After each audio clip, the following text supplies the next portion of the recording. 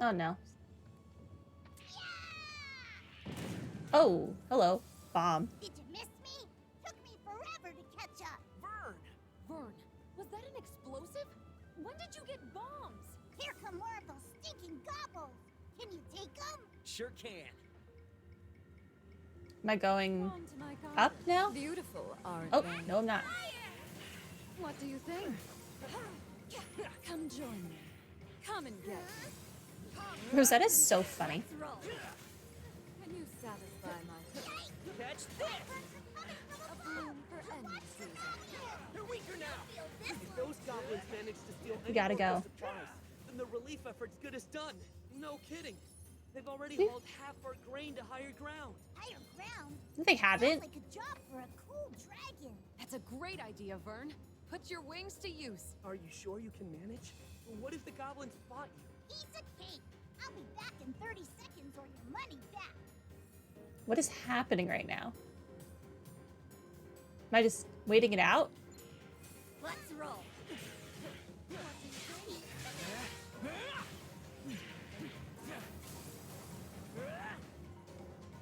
I Okay. found some of the stolen supplies. They're safe and sound. More goblins incoming.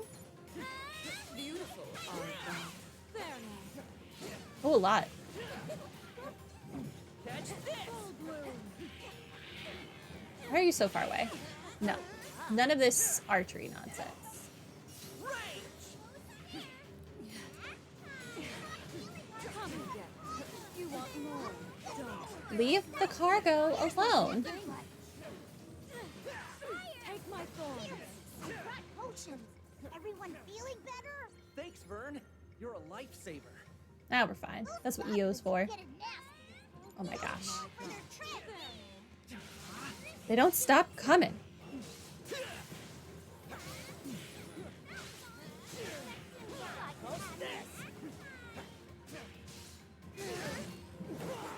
Ow.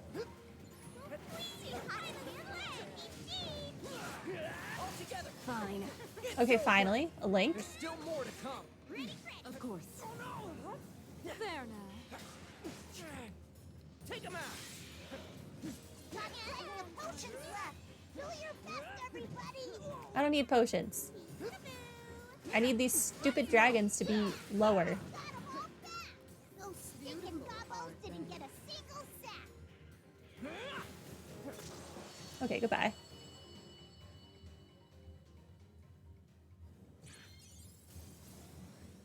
The enemy have started their retreat. I think the worst has passed. Thanks to you Ooh. Skyfarers, Tempeel's finally gonna be rebuilt. We owe you I let this get pretty Vern was damaged. the real MVP. Aw, shucks. I bet you say that to all your lifelong pals. That worked out, somehow or other.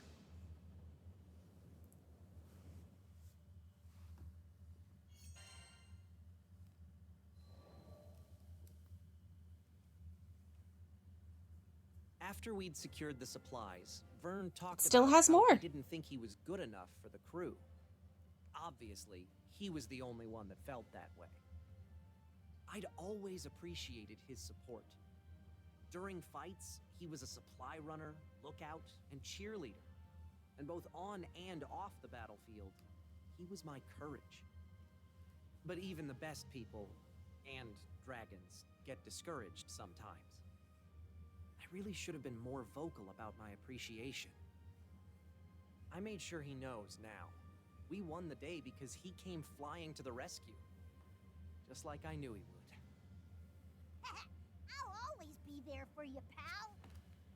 He was back to his old self, basking in the praise of the crew. Which caused his ego to swell like a balloon, but hey, who doesn't need a little confidence boost after a dip? And Vern, let me just say it now. I value you. And all the hard work you do. From the bottom of my heart, thank you. We got a new slot. Okay. There are still so many for us to go through. Okay, so we did all of the ones we could do for the captain. Katalina.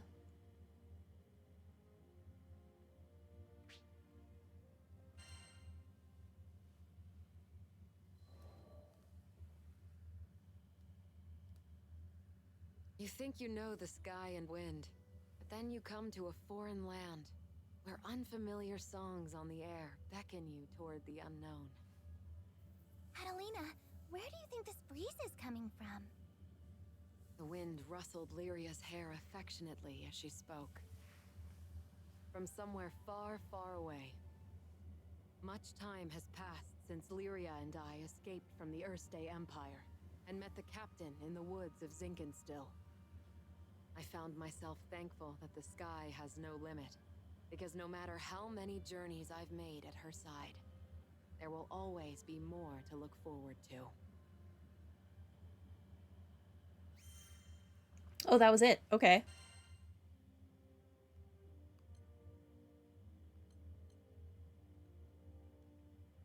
Okay, so we can only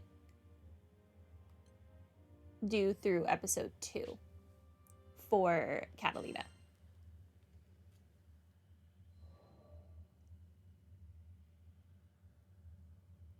Lyria and I first crossed paths when I was still a knight of Erste, and she a tool in the Empire's mad experiments on dark essence. So you're Lyria. I was appointed to stay by her side as both captor and guardian.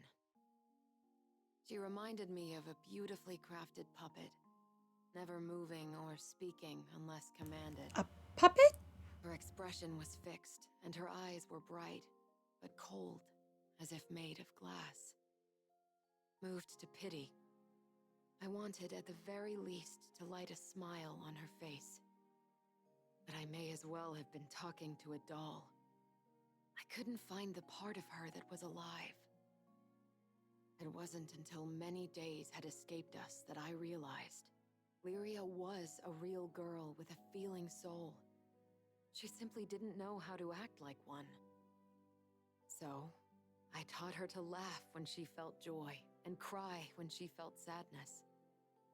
Through books and reverie, I taught her to long for the outside world, and when colors on a page were no longer enough, I took her hand and led her to the roof of the military base. The illustrations Lyria had seen were lovely, but the sky now stretching above her was boundless and so luminous that it drew forth tears. And finally, her blue eyes shone, as if they were two patches of sky lit by a sun from within her. That sun melted my heart. There, with the open air as our witness, I made her a promise. Someday, we'll sail this endless world together. I swear it. Poor Katalina. It must be hitting her really hard that Lyria's gone.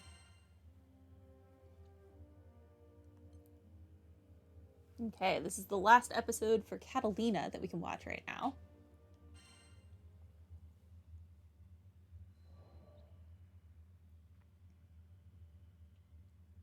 As the bond between us grew, so did the cruelty of the experiments they performed on Lyria. Lyria doesn't belong here. No living creature does. The shining empire I served now became to me a place clouded by doubt. Day after day, a battle raged within me, between the knight loyal to her flag and the guardian who wanted to set a sad girl free. Then, one day, a memory of Lyria's response on the roof broke through like a clear ray of light. Really? You'll show me this endless world? I had made a vow. There was no more question where my allegiance lay. I took her hand once again. This time, not to simply gaze at the sky, but to leap into it. And I did it for myself as much as I did it for her. How did you wind up working for those people in the first place, is what I want to know. Those are all very short. Progress the main story. Okay. Let's learn about Rackham.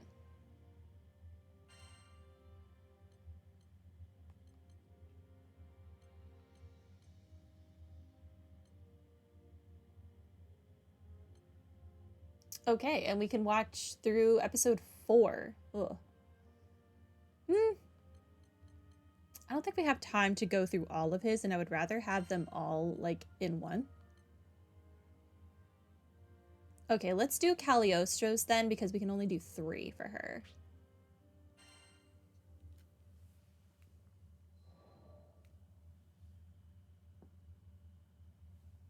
I opened my eyes and found the most entrancing face staring back at me. Clear skin, dewy eyes, and mischievous smile, all framed by soft golden locks. Involuntarily, my hand crept toward her cheek for a caress. But when flesh met mirror, I finally woke up and realized. Yes. Good morning, me. What is Still be hazy from exchanging with bodies yesterday. the voice change? Lacing my fingers together, I reached my arms up for a test stretch. Stiff. Not one to be bested by a vessel of my own design, I brought my palms together and began twisting. Take that, you stupid spine, I thought. You will rue the day you defied me. Just how many backbones and digits and faces had I conjured? I'd lived long enough to know it was foolish to try and keep track. So you just keep making yourself new bodies? We're going to visit a new skydom! Lyria's voice echoed from behind the door, snapping me back to the present. Sounds fun! I'll be out in a jiffy! My voice was a weaponized rainbow, strategically pitched to invoke thoughts of hugs and sunshine. As the cutest girl in all the skies, no other tone would live up to my utter perfection. You see, it's a common myth that cuteness is in the eye of the beholder. But actually, as I have witnessed through my research, it is a fundamental law of reality. I quickly brushed my disheveled hair, minus one lock, as per the theory of adorable bedhead optimization, and went to the door. The crew would need me at my cutest. Adorable bedhead optimization. What is this character?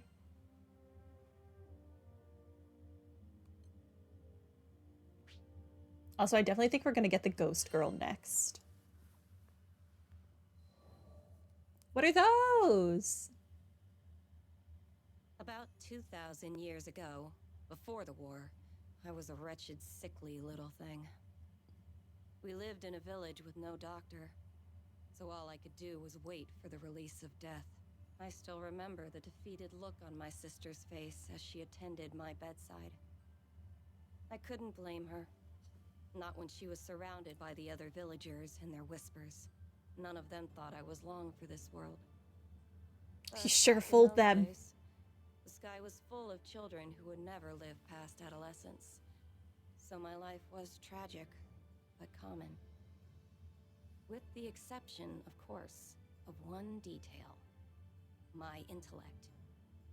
I had been working on a theory of reality, one that would let me rewrite the laws of existence.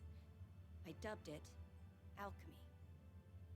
I was too weak to leave the house, but my sister would fetch me the necessary reagents for my experiments. At first, each failure was more spectacular than the last. Creating a fully functional body from nothing but dirt and speculation was complicated. Instead, I focused on creating an ageless vessel capable of housing a soul. Hypothesis, test, fail. Hypothesis, test, fail. My pile of discarded monstrosities grew with each unsuccessful trial. But finally, At least you didn't lose body parts, like in Full Metal Alchemist. Bigger than your average roach. Sure, a misplaced footstep would have killed the damn thing, but it was life nonetheless. And it was proof that I could achieve mastery over my own mortality.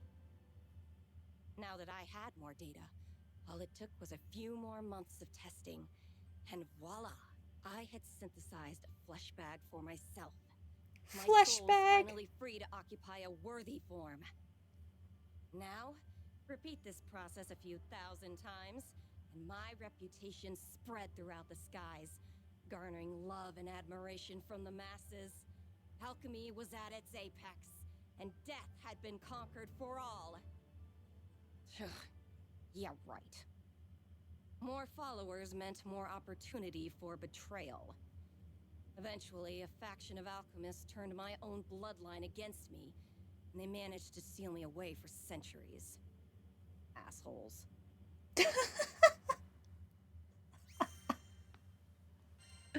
I'm going to enjoy playing as her. Very much. Very much.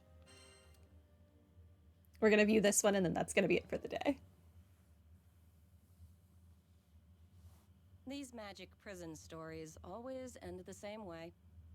A few hundred years of slumber, and people grow complacent. A group of clueless travelers, aka the crew of the Grand Cipher, managed to stumble upon my inert form and, foolishly mistaking me for a primal beast or something, lifted the seal. Immediately, I wanted to eradicate them. No one could find out I had regained my freedom. I would not suffer entombment again, even if it meant I needed to transmogrify a few Skyfarers. But then, I laid eyes upon Lyria and her blue hair, and there it was, an entity that I could not identify. I, who had unveiled the very laws of reality, could not classify her existence.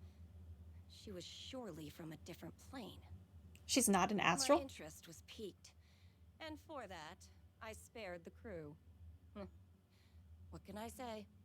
Curiosity killed the alchemist.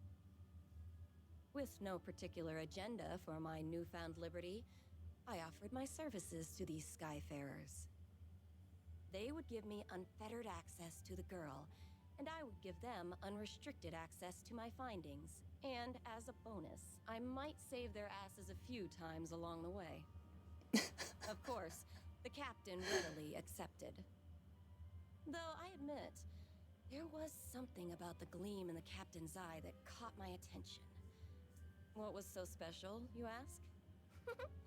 That's for Cagliostro to know and for you to find out.